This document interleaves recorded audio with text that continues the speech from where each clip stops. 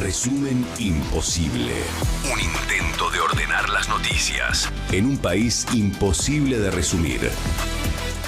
Maldita suerte. Una mirada crítica de una realidad absurda.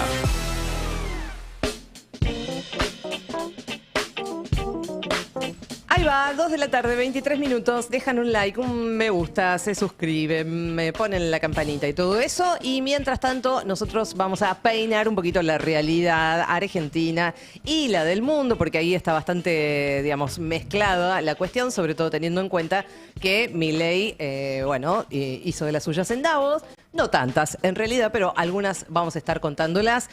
Por supuesto, vamos a tener el análisis y toda la información de lo que siguió pasando en Davos. Ori nos trajo una cantidad de información espectacular, como suele hacerlo ella, con una rigurosidad fantástica. Y después, por supuesto, también nos vamos a seguir ocupando de lo que pasa acá en la Argentina, sobre todo con uno de los temas más fuertes que tiene que ver con la reforma laboral, como de un lado y como del otro están intentando, cooptar ahí voluntades para que o se rechace esta reforma laboral o para, sumar cada vez más adeptos. Vamos a empezar entonces por la visita de Milei a Davos en el marco de su participación del Foro Económico Mundial. El presidente dio una entrevista a Bloomberg, más allá de su alocución de ayer, que fue bastante críptica, que no se entendió demasiado, que, mencionó un montón de pensadores, todo mezclado. Sí, aburrido, leído. Sí, trabado. leído mal, bastante mal, pero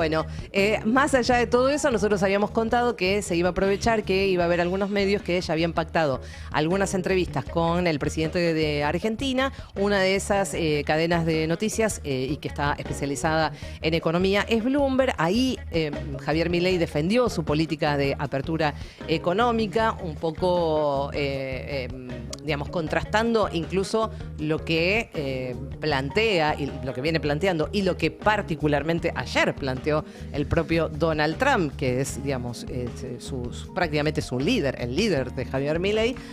Hay una contradicción ahí bastante importante, pero eso fue lo que defendió en esta entrevista. Respaldó de todas formas la estrategia de los Estados Unidos en Venezuela particularmente y reiteró su alineamiento geopolítico con Washington. Una entrevista que duró un poco más de 25 minutos. Ahí Milei hizo foco en el comercio internacional, el régimen cambiario y el acceso a los mercados financieros. Primero hizo énfasis en la apertura económica, ¿no? Esto que planteamos, esta contraposición a lo que piensa y plantea el propio gobierno de los Estados Unidos. También defendió el régimen cambiario, el acceso a los mercados financieros y dijo puntualmente en relación a la apertura económica: cuando se abre la economía hay productos que van a estar más baratos y van a perder, efectivamente se van a perder puestos de trabajo. A ver, usted cuando diseña la política, y fue el eje central de mi presentación de ayer, usted diseña en cuanto a valores éticos y morales.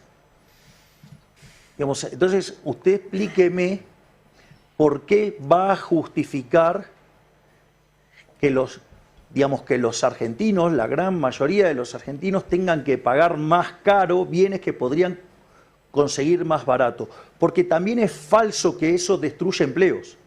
Es una de las grandes mentiras de los economistas keynesianos, que no les, están arruinando todo el planeta, ¿sí? Y todo lo que tocan lo rompen. Pero, a ver, cuando usted abre la economía, ¿sí? Hay productos que van a estar más baratos y, usted va a perder puesto de trabajo acá, pero eso le permite a los individuos gastar menos dinero.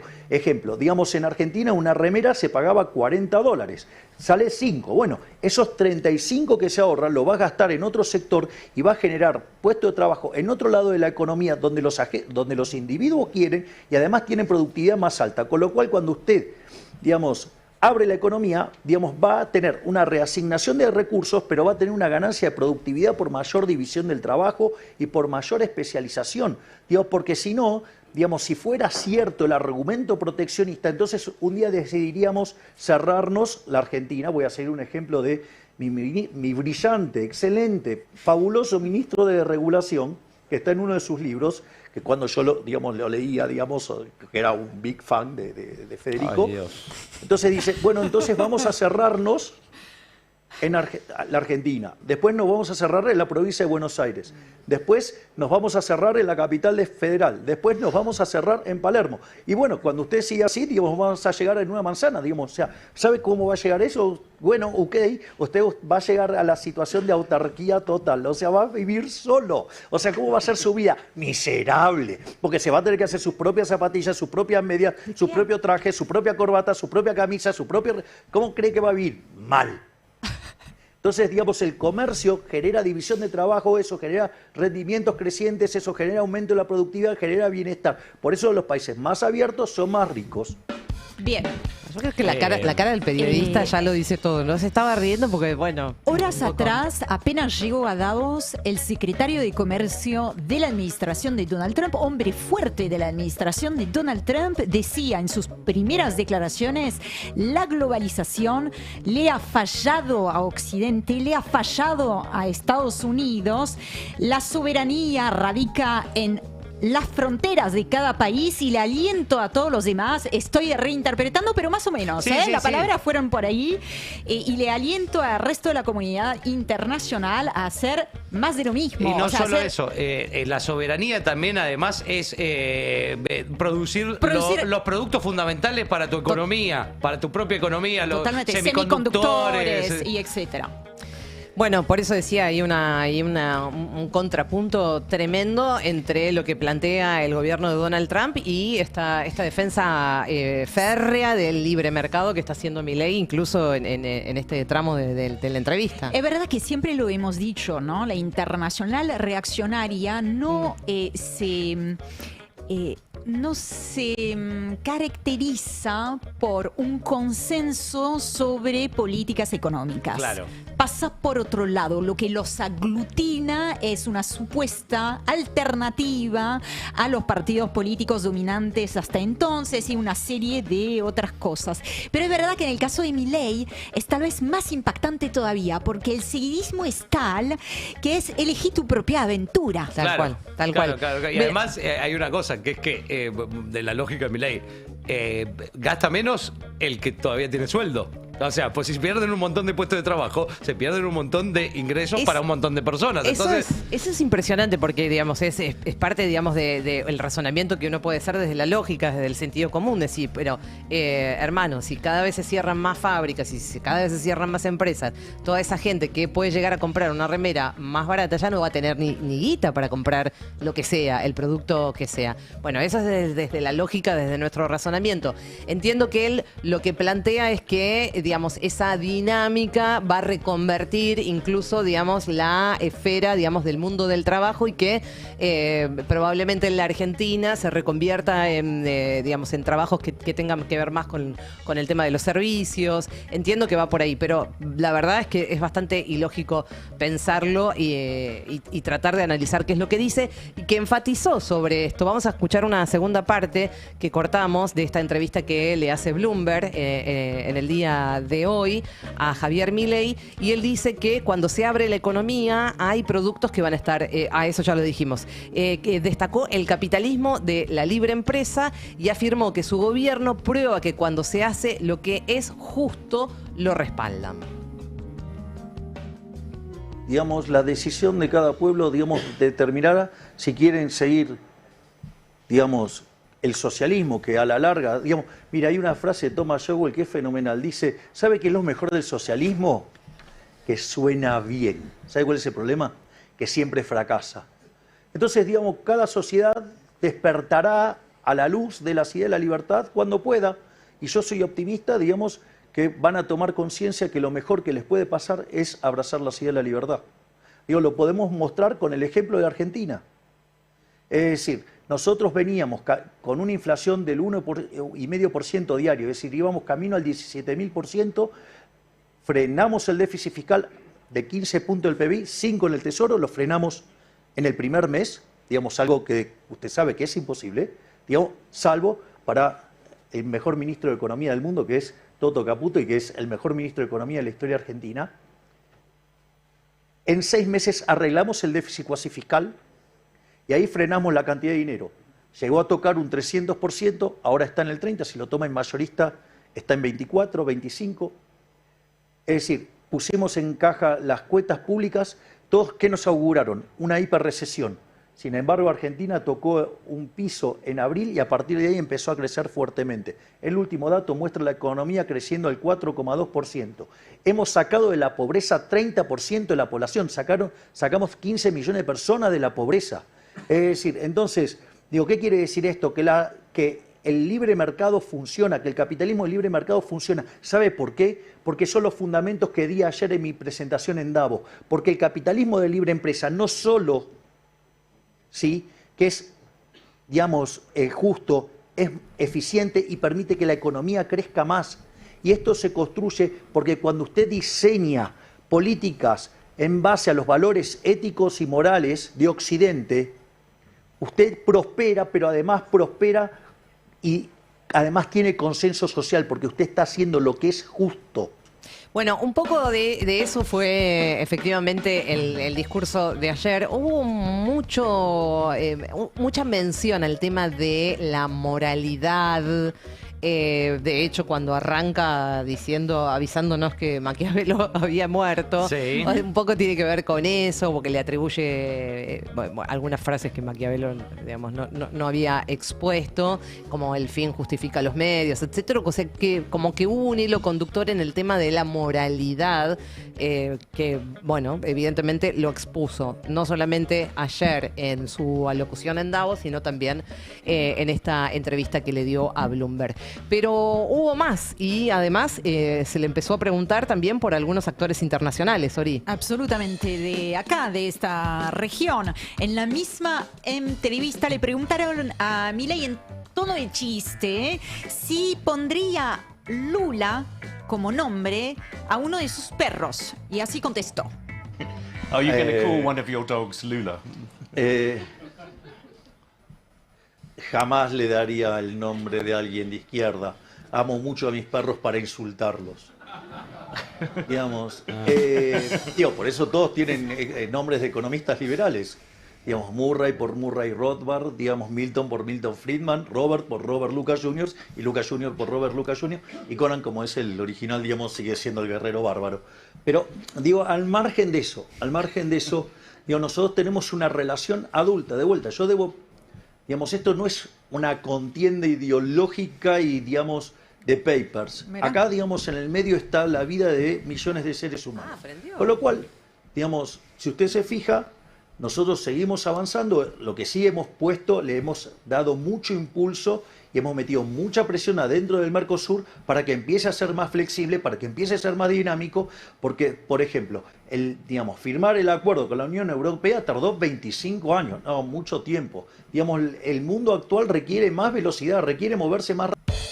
También dijo, esto no es cuestión de lo que les venga bien a los burócratas, hablando, ¿no?, del Mercosur, los calientacientos con toneladas de dólares para no hacer nada. Para el burócrata el resultado es nada y el procedimiento es todo, y la gente lo que necesita es resultados. Bueno, la pregunta tal vez, y como siempre, sea eficiencia para qué, ¿no? Y eficiencia para quién. Digo, las miles de pymes, por ejemplo, que tuvieron que bajar la cortina, ¿eficiencia es esto? Claro. Las multitudes que perdieron su puesto de trabajo, esa desconexión entre la retórica que sigue manteniendo a lo largo del tiempo, salvo por ese ápice de pragmatismo que no se veía antes y que tal vez el ejercicio de la gestión le está imponiendo, ¿no? Cuando dice, bueno, acá hay millones de vidas de por medio. Sí, no es algo personal. Somos adultos, no es una cuestión ideológica. Bueno, tal vez haya ahí algún asterisco al libreto, pero si no, el libreto sigue siendo el mismo. Y también le preguntaron a Milei por Venezuela. Lo que hay que entender que en el proceso de estabilización cualquier alternativa, digamos, la propia fuerza del régimen puertas adentro lo va a hacer fracasar. Entonces, desde mi punto de vista, digamos, lo que ha optado, digamos, Estados Unidos para darle solución a la situación es lo correcto, es lo que se puede hacer en este momento. Es decir, ya habrá lugar después de la reconstrucción para la transición democrática y en ese momento, digamos, se verá, digamos, qué decisiones y cómo se va a avanzar en la democratización de Venezuela. Eso, digamos, al margen, digamos, del aprecio y la valoración enorme que tengo de María Corina, que es una amiga y una gran defensora de la libertad. Pero usted lo que necesita es que este procedimiento sea exitoso, no sea cosa que por apurarse, digamos, se termine retrocediendo. Una respuesta perfectamente digitada, escrita en Washington, ¿no? Recordemos que apenas Estados Unidos secuestró a Nicolás Maduro, Milei celebró la operación, la invasión, ¿no?, militar estadounidense, pero además pidió que asuma, ¿no?, ipso facto Edmundo González Urrutia.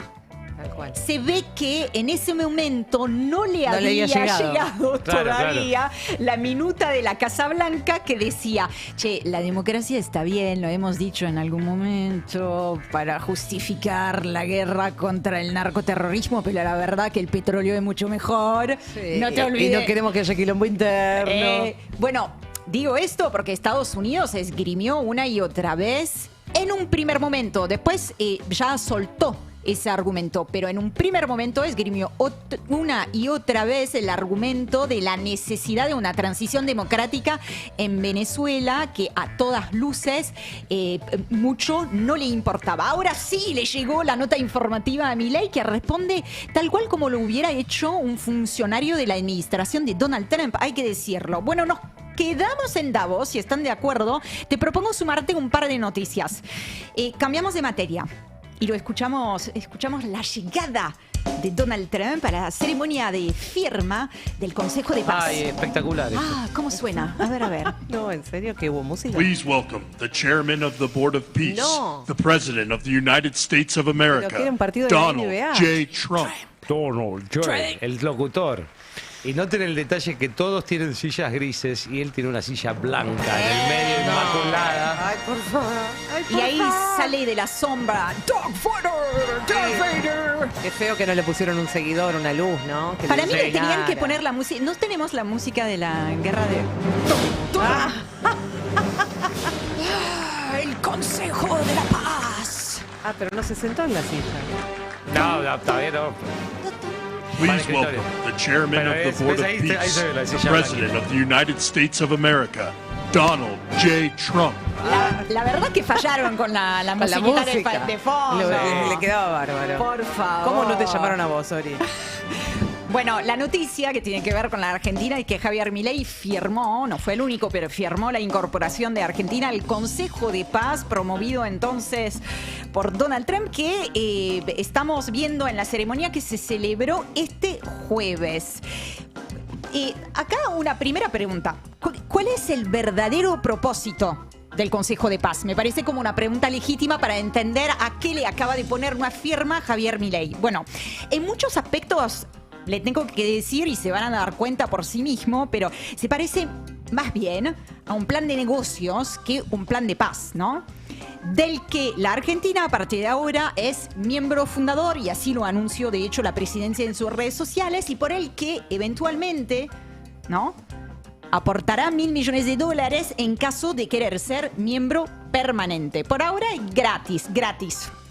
Manera de hablar, porque nada es gratis con Donald Trump. Claro. Pero el cash del $1.000 millones viene en caso de que quiera ser un miembro, un integrante permanente de ese Consejo de Paz. Ahora bien, nosotros hemos hablado de esa Junta de Paz, ese Consejo de Paz en septiembre del año pasado, cuando anunció su creación Donald Trump. Y en ese momento fue presentado como un órgano para la administración y la reconstrucción de Gaza. Sin embargo, la carta constitutiva del organismo, que se dio a conocer en los medios unos días atrás, a mediados de enero, no hace mención de manera explícita a su misión original. Es presentado como, y acá cito textualmente, una organización internacional que apunta a promover la estabilidad, restablecer una gobernanza confiable y legítima y garantizar una paz duradera en las regiones afectadas o amenazadas por conflictos. O sea, es más general. Abrió el abanico. No se limita solo a la supuesta reconstrucción de Gaza, sino en donde haya un quilombo, ahí nosotros vamos a poder intervenir. Donde haya intereses estadounidenses para defender, ahí vamos Lo dijiste a estar mejor que yo. en nombre de la paz. Entre esos conflictos, supuestamente, que no es un conflicto, ya sabemos, acá lo hemos dicho 1.000 millones de veces, es un genocidio, pero digo, entre esos escenarios, Gaza, donde Trump, por supuesto, avisa posibles ganancias multimillonarias en términos inmobiliarios. En su momento le ha presentado al mundo su visión, ¿no?, de una ribera en el enclave palestino. En la arquitectura del organismo, para que sepan de qué es parte la Argentina, en la arquitectura, el diseño, digamos, del organismo, se prevé una concentración de poderes casi total en manos de Trump como presidente vitalicio, que esté o no como presidente en funciones en Estados Unidos. Ah, ok. No hace falta que él siga siendo presidente de los Estados Unidos para seguir presidiendo este nuevo supuesto organismo. Totalmente. ¿Y cuáles son esos poderes concentrados? Bueno, incluye, por ejemplo, el poder de vetar decisiones, de remover miembros del Consejo de Paz o de definir prioridades operativos. Todo esto apoyado en un llamado Consejo Ejecutivo integrado por miembros del Círculo de Poder, el Círculo de Confianza y el Círculo de Negocios más estrecho de Donald Trump. Entre ellos, por ejemplo, Marco Rubio, el secretario de Estado de Estados Unidos, Steve Witkoff, que además de ser el asesor, el enviado especial de Trump para Medio Oriente, es un amigo de muy larga data, multimillonario, compañero de golf, que comparte negocios entre familias. La familia Witkoff y la familia Trump hacen negocio juntos. Y así sigue la lista. Tony Blair, de quien ya hemos hablado, y un grupito de gente va a integrar ese consejo ejecutivo encabezado, eso sí, siempre en la cúspide de la pirámide, por Donald Trump.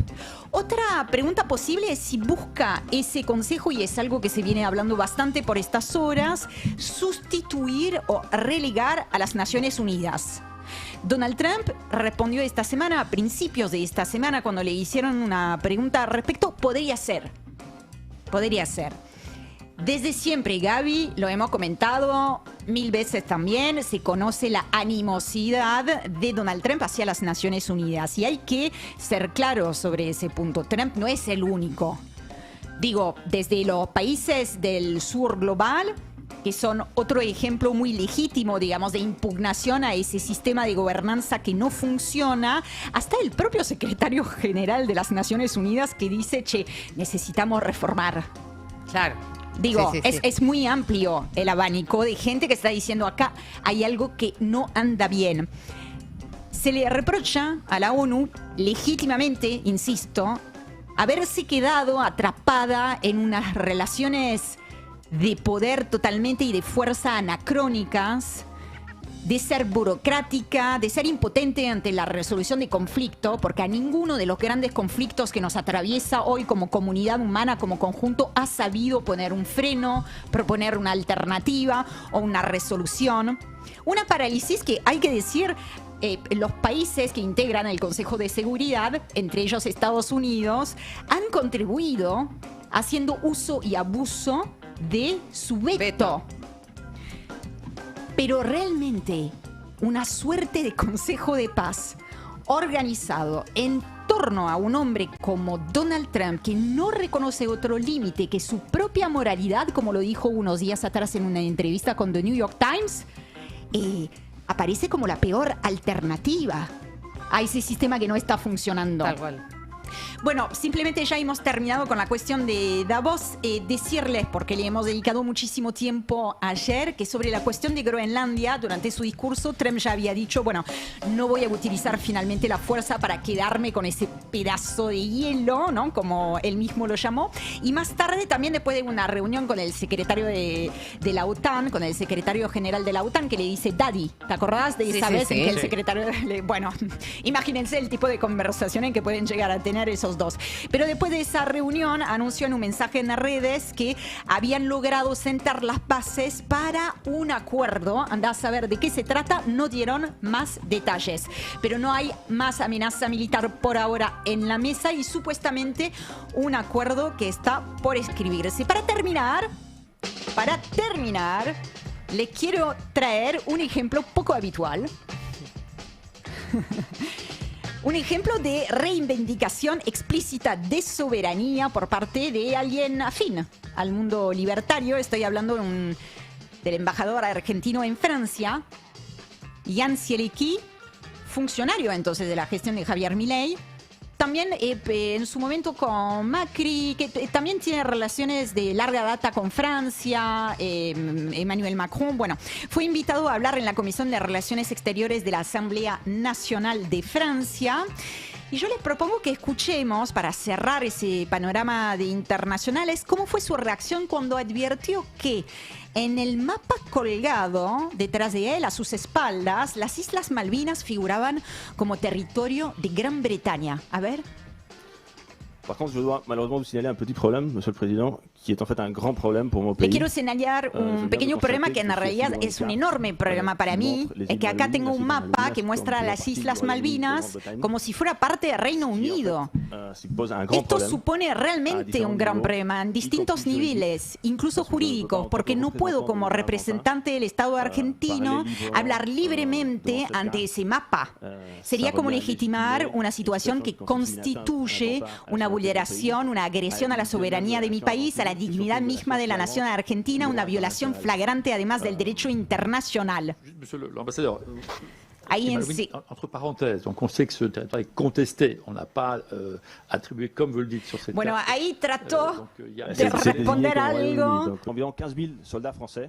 El francés entonces le contestó. De la guerre, juste après Verdun Bueno, et la Somme. mira, sabemos que es un territorio en disputa, por supuesto, y que nosotros no tenemos como una postura al respecto, que no sé qué, y decidieron finalmente Tapar directamente las Malvinas con un post-it. para que no tenga que hablar con el mapa colgado a sus espaldas, diciendo Muy que bien. las Islas Malvinas son británicas, cuando todos bien sabemos que son argentinas. Impresionante el panorama internacional que nos trajo Ori, pero ahora vamos a meternos en la historia que nos compete en los últimos días, en el último mes, diría yo, y que tiene que ver con la reforma laboral. Así que volvemos a nuestro país para hablar de una información que dio a conocer en forma exclusiva Mariano Martín en una nota publicada en el Destape Web y que habla de una reunión que ahora se conoce gracias a Mariano Martín Sí. de la CGT o de algunos integrantes de la CGT con las patronales, un encuentro reservado con centrales de la Cámara, por ejemplo, Argentina de Comercio, la CAC, la Confederación de la Mediana Empresa, es decir, la CAME, y la Asociación de Industriales Metalúrgicos, conocida por su sigla de ADIMRA. Esto ocurrió la semana pasada. Ahí lo que cuenta Mariano Martín es que acordaron iniciar una campaña con gestiones en paralelo entre, o sea, de los sindicalistas y también de las cámaras de empresarios con gobernadores y también con los diferentes bloques de legisladores. Algo que un poco nosotros lo veníamos contando, pero de manera separada. Nosotros ayer decíamos, ¿no?, que la idea incluso lo había mencionado en una nota al cronista a Letra P de Jorge Sola, uno de los integrantes del triunvirato de la CGT, que había dicho que ellos iban a avanzar en las charlas con los gobernadores. Es lo que sabíamos hasta ahí, y también, por supuesto, con legisladores, con diputados, con senadores. Sobre todo con senadores, porque recordamos que el proyecto ingresa por el Senado, así que va a ser la primera Cámara que va a estar tratando este tema.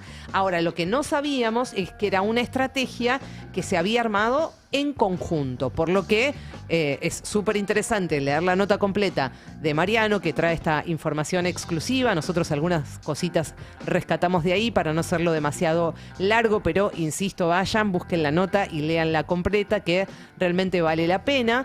Entonces decíamos, en paralelo van a hacer negociaciones con gobernadores y con bloques legislativos para intentar restarle fuerza a la iniciativa del oficialismo. Así que de esa negociación surgió finalmente una nota que difundieron por separado cada una de las cámaras en contra de 5 artículos particularmente del proyecto. Claro, ayer habían salido esas notas, no podíamos vincularlas a las 3, o sea, de alguna manera decíamos, hay algo ahí que se está gestando, pero no teníamos esta información que finalmente revela hoy Mariano. Una reunión que, según cuenta nuestro compañero, se hizo en la sede del Sindicato de Empleados de la Industria del Vidrio, en Ceibara, que lidera Jerónimo, que es uno de los triunviros, y que formó parte del encuentro junto con Jorge Sola. Así que estuvieron Jerónimo y Sola, ¿con quién? Con representantes, con el titular de la Cámara, Ricardo Diab, y Adimra, Helio del Re, y un abogado de la CAC, porque, bueno, no estaba presente en ese momento Mario Greenman, que es el titular de la CAC, así que estuvo un abogado, digamos, en representación de él por la Cámara del Comercio. Así que, nada, interesante lo que se está armando ahí. Después de la reunión acordaron sondear, aparentemente van a sacarse una foto la semana que viene. Bueno, un poco lo que cuenta Martín, en conjunto, dice los próximos días, o sea, no hay una información certera de cuándo puede llegar a ocurrir esa foto. Lo que sí decía la nota, y que lo agrego yo, es que de alguna manera desde la CGT, desde los gremios, lo que les están diciendo a las cámaras empresariales es: bárbaro, porque aparentemente lo que cuenta Martín es que fueron las propias cámaras los que buscan a los integrantes de la CGT para empezar a hablar de algunas cosas que les hacen ruido y que no gustan para nada de la reforma laboral. Entonces lo que les dicen desde la CGT es: buenísimo, vamos, armamos esta estrategia, pero ustedes tienen que levantar el perfil también. Y ustedes tienen que hacerlo público esto. Ustedes se tienen que plantar para decir que lo que está por pasar con la reforma laboral no va a ser nada beneficioso, ni para los trabajadores, ni para los empresarios, sobre todo las pequeñas y medianas empresas. Así que veremos, ponemos un asterisco acá con esta información que cuenta hoy en exclusiva Mariano Martín, a ver cómo avanza esta cuestión y si de alguna manera pueden tener algún tipo de resultado positivo en esto de frenar o por lo menos insistir en que se modifiquen puntos muy gravosos que están en la reforma laboral, o como lo llama el mileísmo, la modernización laboral, y que va a entrar dentro de algunos días nada más a la Cámara del Senado. A propósito de esto, la que está muy activa es Patricia Bullrich. Claro. Ya la vimos, ¿no? Sí, estuvo en la costa hablando prácticamente de todo. Ella habla de todo. Te habla de los autos, de los precios de los autos. Sí, con muchísima precisión habla de todos los temas siempre. Siempre con mucha data, exactamente. Ya lo vas a entender. Sí, no, por ahora no lo estamos entendiendo, pero va a llegar un momento que te juro que de tanto escucharte vamos a terminar entendiéndote. Probablemente nunca estemos de acuerdo, pero en algún momento vamos a entenderte. Va a empezar a caminar ahora, ya se vuelve, ya se terminaron las vacaciones. Así que se vuelve de la costa y va a empezar a patear la ciudad de Buenos Aires para vender de alguna manera la reforma laboral, plantar bandera en el 2027, ahí como lo cuenta nuestra amiga y compañera Carla Pelliza, que bueno, básicamente habla de que la jefa del bloque del Senado de La Libertad Avanza tiene agendada una cumbre parlamentaria para consensuar la letra fina del proyecto y aterrizar en febrero ya con la discusión saldada, o por lo menos encauzada, para cuando llegue al Senado. Lo mismo que hizo durante la primera quincena ahí en la costa atlántica, como decíamos, Bullrich entonces planea retomar caminatas, o sea, la vamos a ver caminando por las calles de la ciudad de Buenos Aires a Patricia Bullrich hablando de las bondades, diciéndole a los trabajadores lo bien que les va a ir cuando les quiten sus derechos. Es evidente que todo es solo una campaña de marketing, ¿no? Porque no tiene ningún sentido todo eso que está anunciando, digo, para la sanción efectiva de la ley, que se supone que es lo que ella quiere motorizar, digamos. Sí. Es simplemente que está haciendo campaña Yo lo venimos diciendo con Colombati. Guarda con Pato Burrich. Está agarrando cualquier cosa a ella le sirve para hacer campaña para ella misma. Y es la dirigente política dentro del oficialismo, del mileísmo. El otro día, antes de ayer, salió una encuesta que mejor imagen positiva tiene. Sí. Arriba de Milei. Sí. Bastante falopa la encuesta esa. Pero bien. 1000 casos virtual. Sí, hay otra encuesta hoy. Bueno, sí. Igual suele ser de las que tiene mejor imagen de las dirigentes políticas del país, de todos porque los tiene espacios. primero que tiene perfil muy alto y bueno, y no sé, tendrá algo que nosotros no vemos, chicos. Tiene un carisma que nosotros no vemos, evidentemente. No sé, bueno, no se entiende. Bueno, yo sé que me vas a decir y ya lo voy a entender. Pero por ahora no se entiende. Bueno, un poco lo que plantea Carla ahí es que básicamente estos movimientos que está haciendo no tiene no solamente que ver con, tratar de buscar adeptos y, vender positivamente la reforma laboral, sino, empezar a hacer campaña en el distrito donde ella quiere recalar, que es nada más y nada menos que la ciudad de Buenos Aires, así como lo está haciendo Santilli en la provincia de Buenos Aires. Ella mantiene intacta las pretensiones de competir por la jefatura de gobierno porteño, así que, está matando, o jugando a dos bandas, matando de pájaros de un tiro, como lo quieran poner, vendiendo la reforma laboral y también, sumando una base, de consenso más importante para, presentarse el año que viene como candidata a jefa de la ciudad de Buenos Aires. Y bueno, Sí se puede. Ay, Esteban, mira, no me acordaba de eso. Bueno, vamos a Qué hablar de lindo. economía, cambiamos un poquitito de tema. Esto sí que no, ya deja de ser gracioso, los números están en rojo, amigos, amigas. La historia no, a pesar del mundo ideal que quiere vender Javier Milei acá en la Argentina y en el mundo, la cosa no anda bien. Es muy curioso porque a la misma hora prácticamente que estaba diciendo él que el capitalismo de libre empresa es lo que garantiza el crecimiento de los países, la aplicación de esa teoría de la que él estaba hablando arrojó esto que vos estás contando. Sí, la actividad económica cayó en noviembre por primera vez en 14 meses. Esto es, sin dudas, el reflejo de la profundización de la crisis, sobre todo de la industria, y estas mediciones que hace el EMAE evidencian el agotamiento del rebote que había comenzado a fines del 2024. O sea,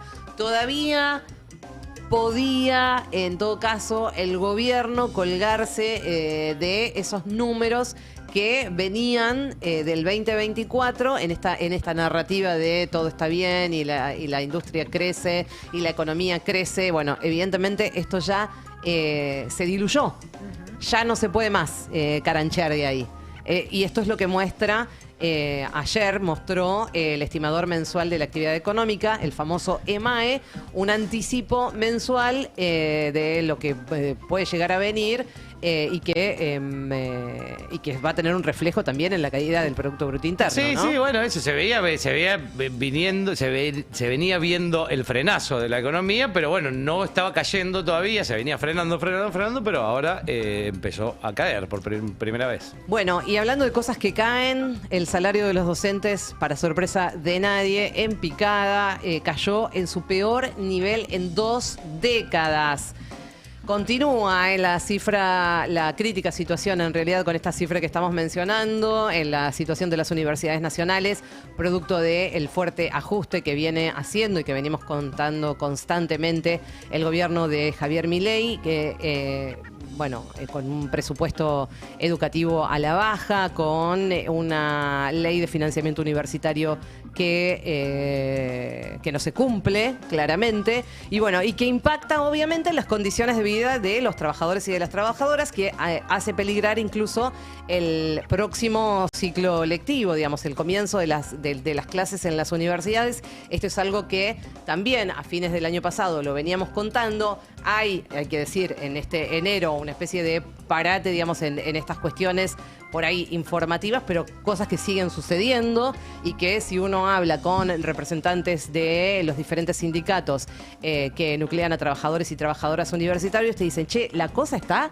jodida y hay muy alta probabilidad de que no empiece, que no tengamos ni siquiera la posibilidad de empezar las clases este año. Así que vamos a estar atentos. En este esquema, la administración de Milei anotó, como dice ahí la nota, otro hito de su gestión. Con los últimos datos de inflación del cierre del 2025, el salario real de docencia universitaria cayó a menos de la mitad que hace una década atrás. Situación que se agravó al punto de que numerosos cargos con dedicación de 40 horas semanales se encuentran por debajo de la línea de pobreza definida, esta línea por el propio INDEC. Así están las cosas.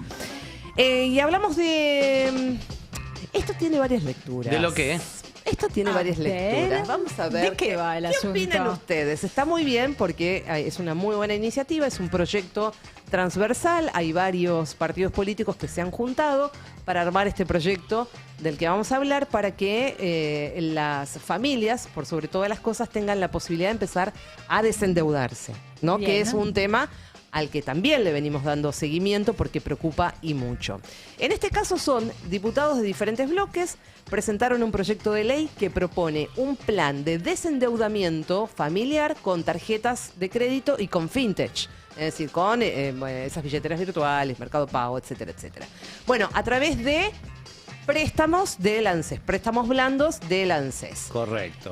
Una iniciativa que apunta a aliviar este drama social creciente bajo el modelo económico de Javier Milei. Ellos lo presentan así, de esta manera. Y atención con las firmas, y ustedes me dirán quién falta. Sí, a ver. O que, digamos, ¿qué grupo político falta acá? Sí. Yo les digo, ustedes es un juego, hagamos Sí. un juego. Bueno, ¿quiénes firman? Lo tenemos. A Guillermo Michel. Sí, de masa. Bien. Victoria Tolosa Paz.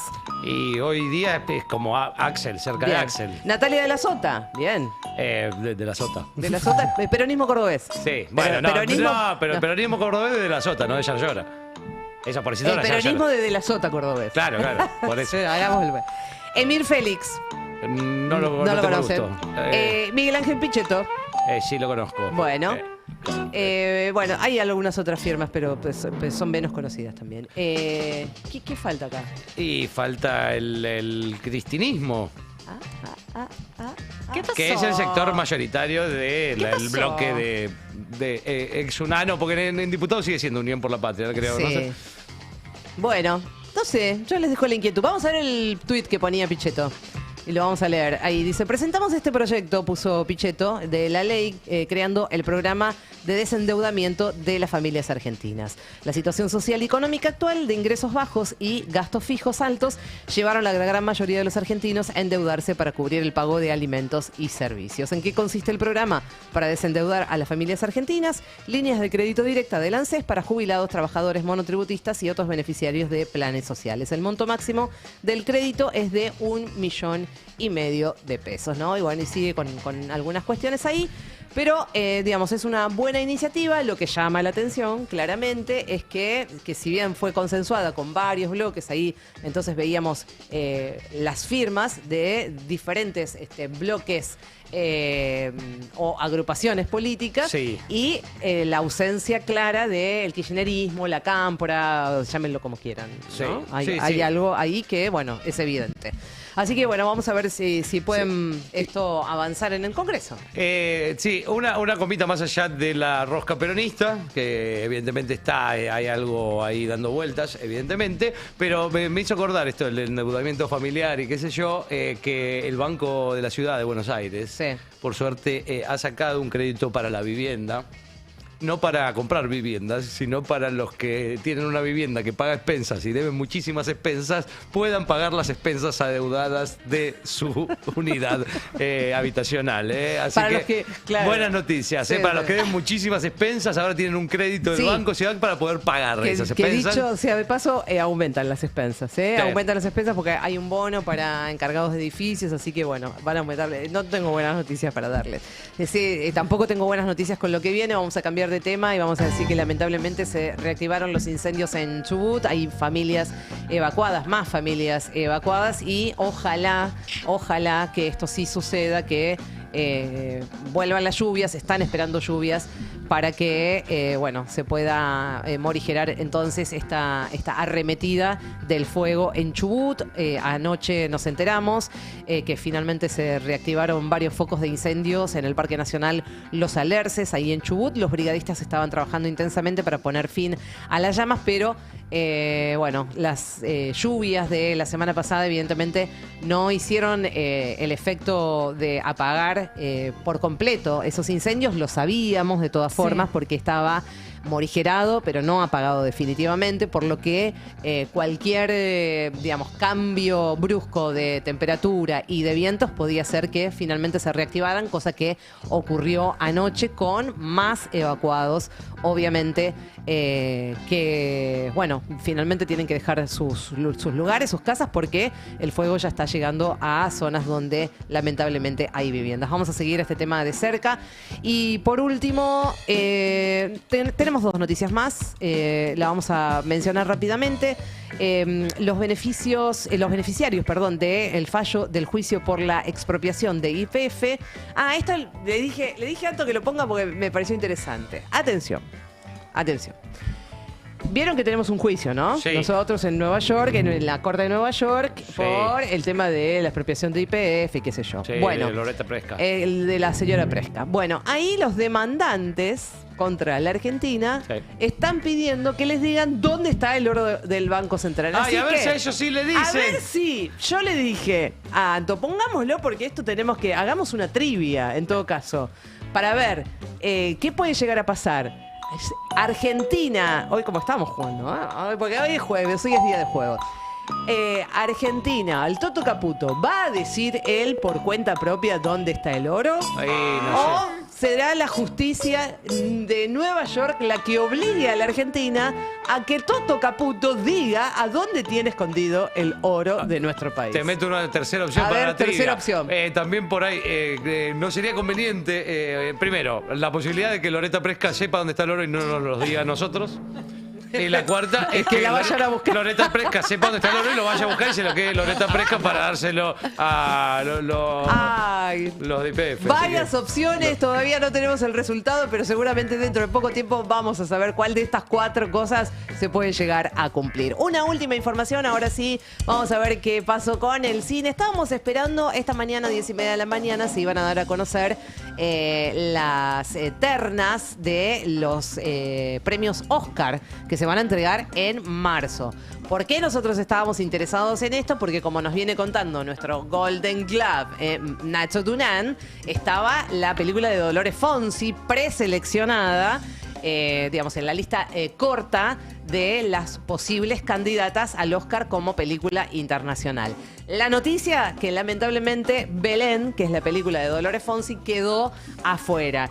Y para mí una gran noticia es que finalmente Brasil va a tener una vez más, por segundo año consecutivo, una película que va a representar su propio país. Así que yo me acuerdo que el año pasado Lula festejó muchísimo, ¿te acordás? Ori había festejado mucho el triunfo del Oscar, porque ganó el Oscar a Mejor Película. Así que, ¿quién te dice que no da el batacazo?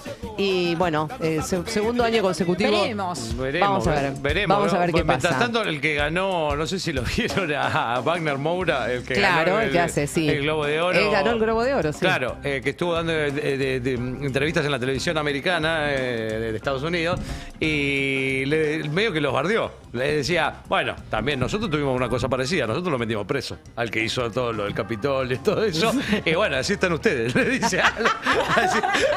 O sea, si lo hubieran metido preso a Donald Trump, claro. Si lo hubieran metido en Nosotros lo cana a metimos Donald preso. Trump cuando hizo que se metieran ahí, bueno. Fíjate acá. vos qué haces con la gente que atenta contra la democracia. Justamente. Bueno, películas seleccionadas: The Secret Agent o El Agente Secreto, que es la película que va a representar a Brasil. It Was Just an Accident, fue solo un accidente. La francesa hay una representante de... Sí. Vamos con Francia. En Sentimental Value, una noruega que también fue muy, muy premiada. Una española que se llama Sirat. Algunas que no se estrenaron todavía acá, en la Argentina.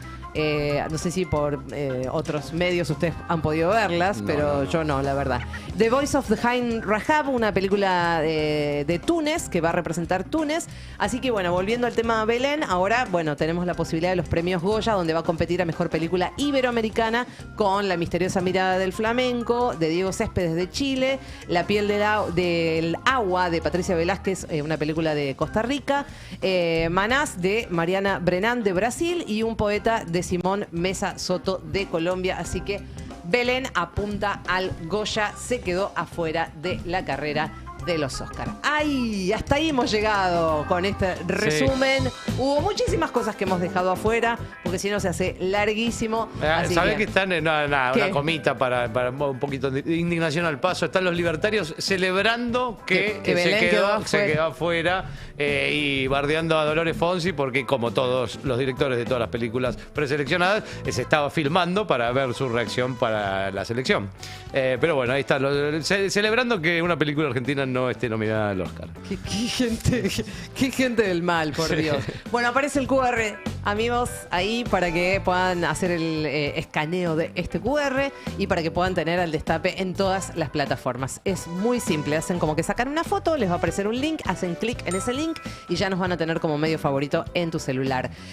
Siempre es la sugerencia, tengan al Destape bien ahí presente en el celular, así se pueden enterar de absolutamente todo.